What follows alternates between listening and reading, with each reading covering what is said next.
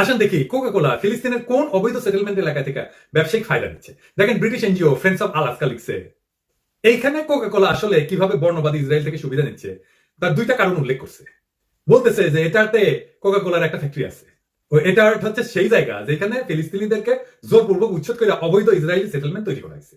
এইগুলো আন্তর্জাতিক আইনের লঙ্ঘন। দুই নাম্বার হতেছে কোকা কোলা ইসরায়েলে এমন একটা ফ্র্যাঞ্চাইজি রাখছে যার এটা অবৈধ ইসরায়েলি সেটেলমেন্ট এলাকায় ব্যবসা করছে। এইবার দেখেন এই হুজ প্রফিটের ওয়েবসাইটে কোকা কোলার সেই ফ্র্যাঞ্চাইজি সেন্ট্রাল বেভারেজ কোম্পানি অবৈধ এই দখলকৃত ভূমি থেকে কিভাবে ফায়দা নিচ্ছে তার বিস্তারিত কিন্তু উঠে আসছে। অর্থাৎ এই সেন্ট্রাল বেভারেজ কোম্পানি বা সিবিসি কোকা কোলার এক্সক্লুসিভ ইসরায়েলি ফ্র্যাঞ্চাইজ, এদের এই সেটেলমেন্ট জোনে ডিস্ট্রিবিউশন সেন্টার এবং কোল্ড স্টোরেজ আছে। এছাড়া সিডিসির একটা সাবসিডিয়ারি কোম্পানি ট্যাবর ওয়াইনারি, মানে এরা মদ বানায় আর কি, ইসরায়েলের ভূমি দখল করে অবৈধ সেটেলমেন্টে উৎপন্ন আঙ্গুর থেকে মদ তৈরি করে। কি মজা! অর্থাৎ এই কোকা কোলা আর তার ফ্র্যাঞ্চাইজি